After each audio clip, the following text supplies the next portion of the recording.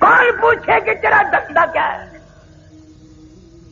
قبلہ والد صاحب مرحوم میرے زندہ تھے، ملتان کے چوک بازار سے ہم گزرنے لگے، ایک آدمی نے اٹھ کر کے میری یوں بازو پکڑا، قاری حنیف ہے؟ میں نے کہا ہاں۔ کہنے لگا جمعے میں سب کے لیے دعا کرتا ہے، میرے لیے بھی دعا کر، میری دکان بالکل ختم ہو گئی ہے۔ تو مولویوں کی تو عادت ہے فوراً کہہ دیتے ہیں اللہ برکت کرے بھائی، اور میں نے یوں ہی پوچھ لیا مگر تیرا کاروبار کیا ہے؟ کہنے لگا کفن بیچتا ہوں۔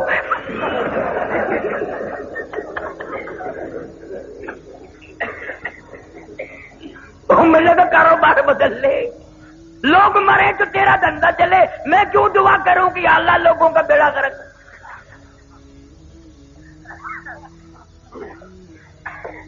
ہمارے یہاں ملتان میں ڈاکٹر سعید صاحب ہیں، زندہ ہیں، ابھی لکڑ منڈی موڑ پہ ہیں۔ انہوں نے جب کتنے سال کی بات ہوگی، پہلے جب دکان کھولنے کا پروگرام بنایا تو میرے دوست مجھے بھی لے گئے کہ جی ڈاکٹر صاحب دکان کھول لیں گے، دعا کرو۔ بوتلیں پلائی، بوندی کھلائی، پکوڑے کھلائے، اور پھر وہ شیخ ستار مجھے کہ اللہ کرے صاحب دعا کرو اللہ کرے دکان چنگی چلے۔ میں کبھی بوتل کے پیسے لے لو، مٹر کے لے لو، میں تو دعا نہیں کرتا بھائی لوگوں کا بیڑا کرا کو بیمار پڑے تو اس کی دکان چلے، میں کیوں دعا کرتا؟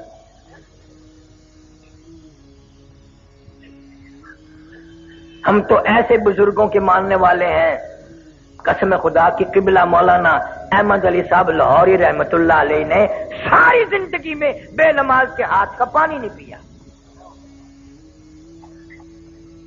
بے نماز کے ہاتھ کی روٹی نہیں کھائی۔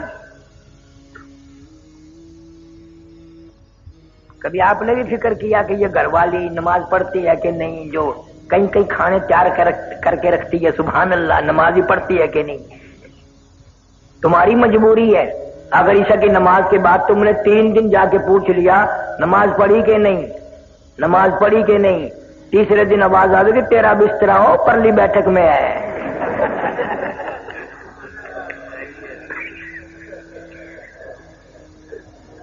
کون پوچھے؟ اب تو بلکہ ماحول ایسا بن گیا، مرد غلام ہے عورتوں کے، گھر سے نکلتا کہتا ہے میری روٹی نہ پکائیے، ہوٹل سے کھا لوں گا۔ اب گھر والوں کو تم کبھی ہاتھ دھونے کے لیے نماز کے لیے کہہ بھی دو گے، ہوٹلوں پہ ایسے چھوکرے آٹا گونتے ہیں، آٹا ملتے کبھی آگے سے کھجایا کبھی پیچھے سے کھجایا، نمک ڈالنے کی ضرورت ہی نہیں رہتی۔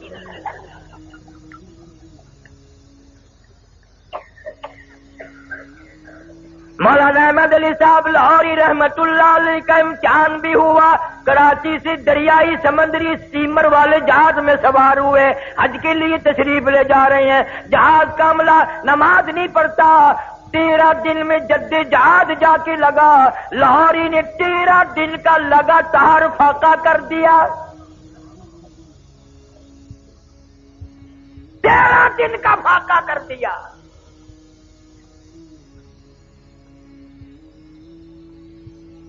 تم ہوتے یا میں ہوتا نا وہاں، ویسے ہی روٹی پکانا، اجی ارادہ تو ہے نا نماز پڑھنے کا انشاءاللہ، اب میں وضو تمہاری روٹی وضو کر کے کھاؤں گا، وعدہ تو ہو گیا نا۔ کون کرے؟ میرے اکابر نے حد کر دی۔ مولانا یحییٰ علی پٹنہ کے بزرگ ہیں، شہر پٹنہ صوبہ بہار میں، انگریز کی حکومت ہے، بغاوت کا کیس چلا کے مولانا یحییٰ علی پٹنہ والے کو گرفتار کر لیا، جیل میں دے دیا، اور کیس چلایا، پھانسی کا حکم دے دیا۔ سپرڈنٹ جیل نے انگریز گورنمنٹ کو خبر دی کہ یہ مولوی جب سے پھانسی کی کوٹڑی میں آیا ہے، ہم اس کا روز وزن کرتے ہیں، اس کا روز بروز وزن بڑھ رہا ہے اور چہرے پہ نکھار آ رہا ہے۔ کلکتے سے ٹیلی گرام آیا بیوی بیگم کی طرف سے، میں بڑی بیمار ہوں، رانچی جیل میں ہے مولانا آزاد، بڑی بیمار ہوں، مجھے امید نہیں بچنے کی، میرا آخری وقت ہے، خدا کے لیے کسی طرح ضمانت پہ آ جاؤ، میرا منہ دیکھ جاؤ، اپنا منہ دکھا جاؤ۔ مولانا آزاد نے جوابی ٹیلی گرام دے دیا، اگر تیرا وقت آ گیا کلمہ پڑھتی ہوئی چلی جا، درود پاک پڑھتی ہوئی چلی جا، استغفار کرتی ہوئی چلی جا، قرآن کی تلاوت کرتی ہوئی چلی جا، میں تجھ سے ملنے کے لیے، تیرا منہ دیکھنے کے لیے انگریز جیسے کمینے سے ضمانت کی بھیک مانگنے کو تیار نہیں۔ اگر تیرا آخری وقت آ گیا انشاءاللہ میری تیری کل حوض کوثر پہ ملاقات ہوگی۔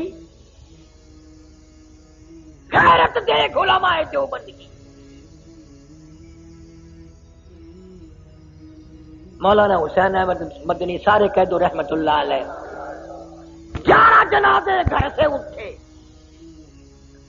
حضرت کی والدہ ماجدہ مرحومہ کا انتقال ہو گیا، خبر دی گئی آؤ ماں کا منہ دیکھ لو، جنازے کو کندھا دے دو، آخری وقت ہے۔ حضرت نے جواب دے دیا انگریز جیسے کمینے ظالم سے میں ضمانت کی بھیک مانگنے کو تیار نہیں۔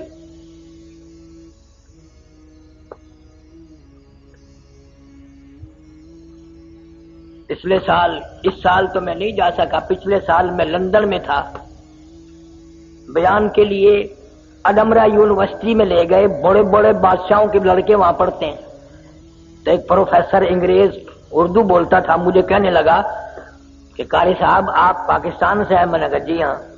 کہ آپ مولانا احمد علی لاہوری، عطا اللہ شاہ بخاری، مولانا حسین احمد مدنی، مولانا آزاد ان کو جانتے ہیں؟ میں نے کہا کیوں نہیں جانتے؟ قسم پروردگار کی باوضو بیٹھا ہوں، مجھے وہ تعجب کر کے انگریز کہنے لگا آپ قسم کھا کے بتائیں مجھے کیا یہ واقعی آدمی تھے، یہ انسان تھے؟ میں نے کہا تیرا کیا خیال ہے؟ وہ کہنے لگا لندن اکیڈمی سے لے کر میں نے ان کی فائل پڑھی ہے، ملکہ وکٹوریہ کی رپورٹ پڑھی ہے، لارڈ ماؤنٹ بیٹن کی رپورٹ میں نے پڑھی ہے، میرا اندازہ یہ ہے کہ یہ آدمی نہیں تھے، یہ وہ پہاڑ تھے جن کی چوٹی کوئی سر نہیں کر سکا۔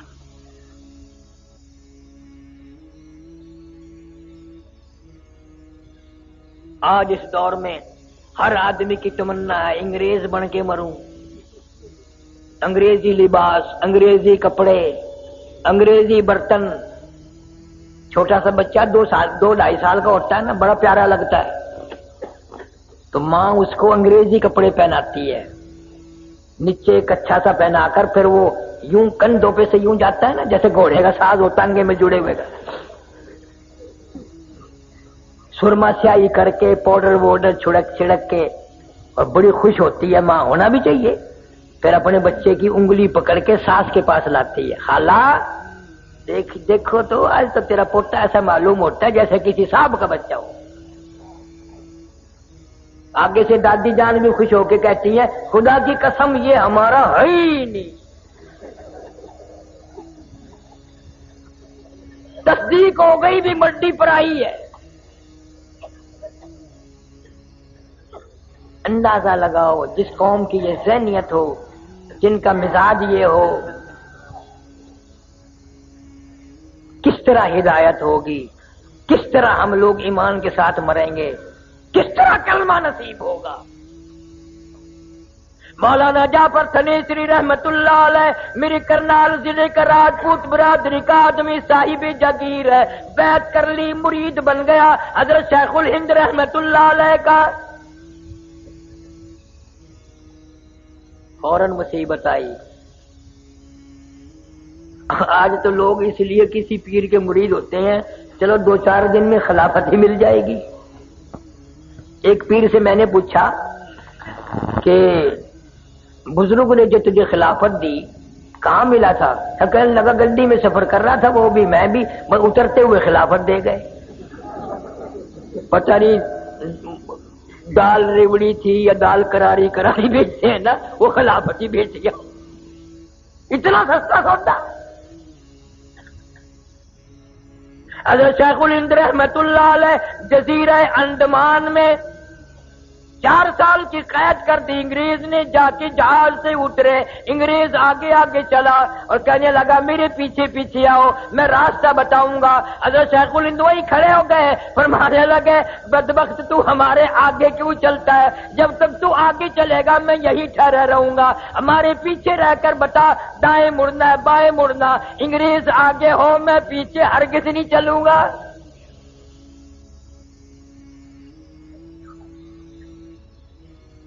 اور یہ آج کل اخباروں میں پڑھتے ہو نا، فلانا سر فلانا سر فلانا سر۔ انگریز کی منڈی میں القاب اتنے سستے نہیں تھے، قوم سے ملک سے اسلام سے غداری کرتے تھے لوگ، ان کو القاب ملتے تھے۔ اور یہ سر سر جو لکھتے ہیں نا، ان کے ساری سر ہے، پیر ویر نہیں ہے۔ یہ میمو کا تھوک چاٹنے والے، انگریز کے گھوڑوں کی لیڈ کاٹنے والے آج لیڈر بنتے ہیں۔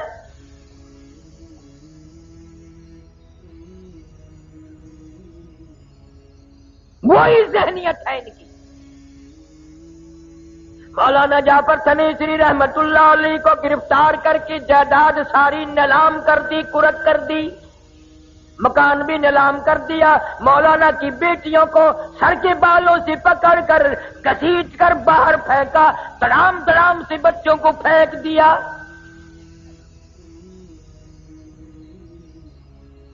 راجپوت برادری کی بیٹی ہے مولانا کی بیوی، لکھا ہے کہ کئی انگریز سر کے بال پکڑ کر گھسیٹتے ہوئے لائے اور باہر پھینک کر مارا۔ مولانا فرماتے ہیں مجھے بڑا فکر تھا اس بات کا کہ گرفتار تو ہو گیا ہوں، کیسے گزرے گی، اکیلا رہوں گا۔ فرماتے ہیں جب امبالے شہر کی مجھے جیل میں لے جایا گیا، آگے کیا دیکھتا ہوں، مولانا یحییٰ علی، وہی بزرگ جس کی میں نے بات بتائی، پٹنہ والے آگے بیٹھے ہیں، اور مولانا حمید اللہ صورت والے، 2 بزرگ آگے بیٹھے۔ میں خوش ہوا، خوب گزرے گی جب مل بیٹھیں گے 3 دیوانے، اب کوئی غم نہیں۔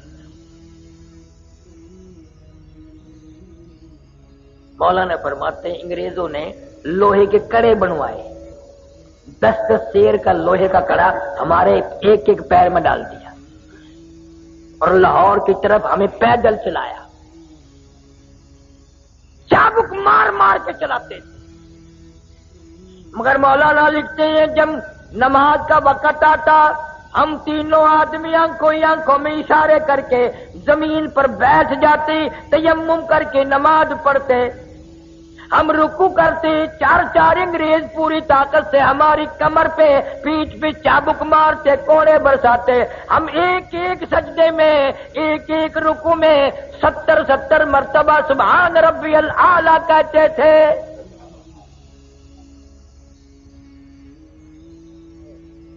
اور فرماتے ہیں اس سجدے میں جو مزہ آیا تھا وہ زندگی بھر نہ آیا۔ پھر آج کل تم کیسی نماز پڑھتے ہو؟ میں ایک جگہ جلسے پہ گیا، مجھے لوگ کہنے لگے ہمارے مولوی صاحب کو سمجھائیے۔ میں نے کیا سمجھاؤں کہ اتنا لمبا سجدہ کرتا ہے، ہم کئی مرتبہ منہ اٹھا کے دیکھا ہے، فوت تو نہیں ہو گیا؟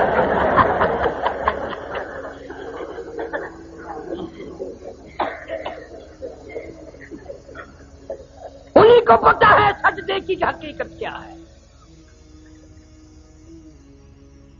تمہیں کیسے معلوم ہو؟ تمہارا آخرت پہ، موت پہ، قیامت پہ یقین نہیں۔ جناب مدنی کریم صلی اللہ تعالی علیہ وسلم کے بارے میں اما عائشہ صدیقہ رضی اللہ تعالی عنہا فرماتی ہیں اچانک میری آنکھ کھلی، میں بیدار ہوئی، میں نے حضور کریم صلی اللہ علیہ وسلم کو دیکھا، آپ کا سر مبارک سجدے میں ہے اور بڑی لمبی لمبی امت کے لیے دعائیں مانگ رہے ہیں اور سجدے میں رو رہے ہیں، سانس گھٹنے لگا۔ میں اپنا کلیجہ پکڑ کے بیٹھ گئی، کہیں آج بیوہ تو نہیں ہو جاؤں گی۔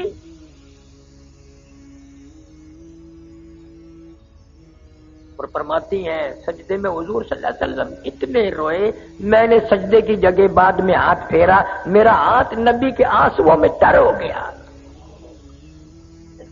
تیرا نبی میرا نبی سجدے میں ساری ساری رات روئے، امت کے لیے دعائیں مانگتے مانگتے روئے۔ آج میری تیری چٹی داڑھی ہو گئی، قبر کی تیاری ہے، اپنی بدامالی پہ، اپنی روح سیاہی پہ ساری زندگی میں ایک مرتبہ بھی رونا نہ آیا۔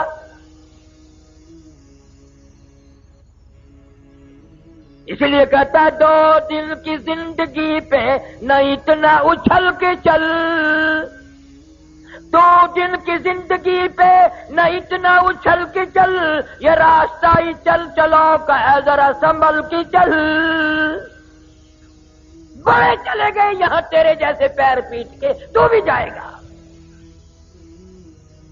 اور مجذوب کہتا کہ دفعتاً سر پہ جب آ پہنچے اجل، دفعتاً سر پہ جب آ پہنچے اجل، پھر کہاں تو اور کہاں دار العمل، جائے گا یہ بے بہا موقع نکل، پھر نہ ہاتھ آئے گی یہ عمر بے بدل۔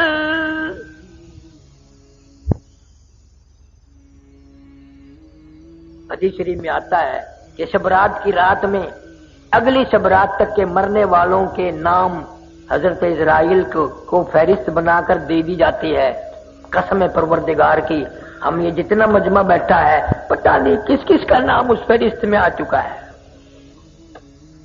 کس کس کے لیے آخری سال ہے، کس کس کے لیے آخری مہینہ آ چکا ہے، کس کس کے لیے آخری سردیاں آ چکی ہیں۔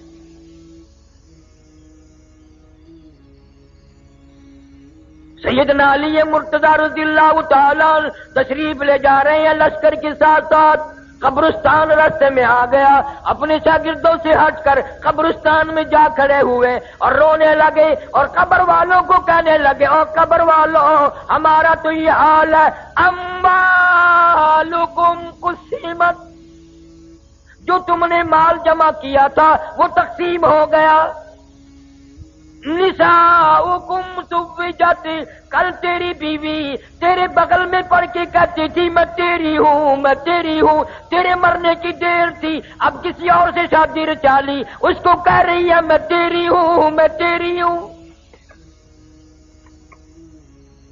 اور پھر روئے ہیں حضرت علی رضی اللہ تعالیٰ عنہ اور فرمانے لگے اپنے شاگردوں کو، اگر یہ قبر والے بول سکتے بتاؤں کیا کہتے؟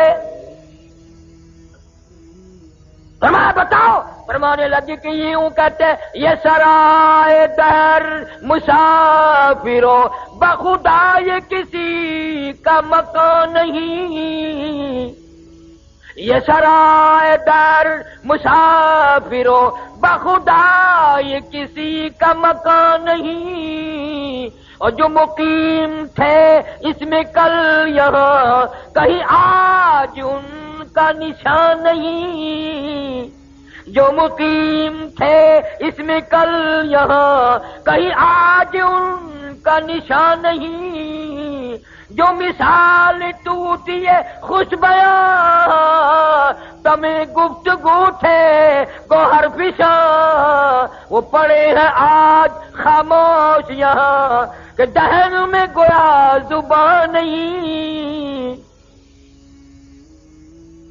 روئے ہیں حضرت علی رضی اللہ تعالیٰ۔ جناب فاروق اعظم رضی اللہ تعالیٰ عنہ کو لوگوں نے دیکھا زمین پہ کروٹیں بدل رہے ہیں اور بے تحاشا رو رہے ہیں، کسی نے پوچھ لیا فاروق تجھے کیا ہوا، اتنا بہادر کیوں رویا؟ فرمانے لگے تمہیں معلوم نہیں، قبر کا اندھیرا یاد آ گیا۔ جناب عثمان رضی اللہ تعالیٰ قبر کو دیکھتے وہی بیٹھ کے اتنے روتے، داڑھی سے آنسو گزر کر زمین پہ ٹپکتے۔ پوچھا امیر عثمان اتنے کیوں روئے؟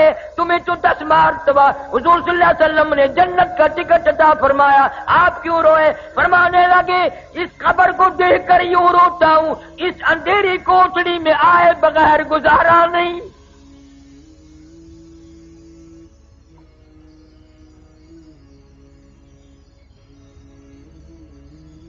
نہ کبھی یہ سوچ آتی ہے میری ماں کہاں گئی، میرا باپ کہاں گیا، میرے رشتہ دار کہاں گئے، اگر وہ گئے ہیں تو مجھے بھی جانا پڑے گا، اور اس کی تیاری کوئی نہیں، اس کا ارادہ کوئی نہیں، پروگرام ہی نہیں۔ حضور صلی اللہ تعالی علیہ وسلم نے صحابہ کرام کا مجمع دیکھا اور فرمانے لگے لوگوں تمہیں اپنی زندگی کی کس قدر امید ہے؟ ایک صحابی کہتا ہے مجھے امید ہے فجر کے بعد ظہر پڑھوں گا، ظہر کے بعد عصر پڑھوں گا۔ ایک صحابی کہنے لگا عصر کے بعد مغرب کی امید ہے، ایک نے کہا مغرب کے بعد عشاء کی امید ہے۔ حضور صلی اللہ علیہ وسلم نے فرمایا بڑی لمبی امیدیں باندھ رکھی ہیں، اپنا پیر مبارک اٹھایا، قدم مبارک اٹھایا، فرمایا یہ جو میں نے قدم اٹھایا ہوا ہے مجھے معلوم نہیں زمین پہ رکھا بھی جائے گا کہ نہیں، جو پانی کا گھونٹ میرے منہ میں موجود ہے مجھے معلوم نہیں اندر جائے گا یہ پہلے موت آ جائے گی، جو لقمہ میرے منہ میں ہے پتہ نہیں وہ پیٹ میں جائے گا یا باہر آ جائے گا، مجھے اتنا پتہ نہیں، میرا تیرا کیا بنے گا؟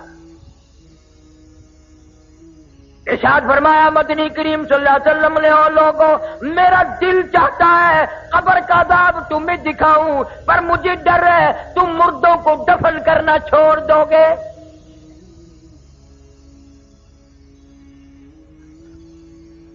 تم قبرستان سے گزرتے ہو، ہاتھ میں ٹیپ ہے، گانا لگا ہوا ہے اور تیری نگاہ کبھی نہیں پڑی، اندھا ہو کے وہاں سے گزر جاتا ہے کہ اس قبر میں کون ہے، اس قبر میں کون ہے، اس قبر میں کون ہے، فلاں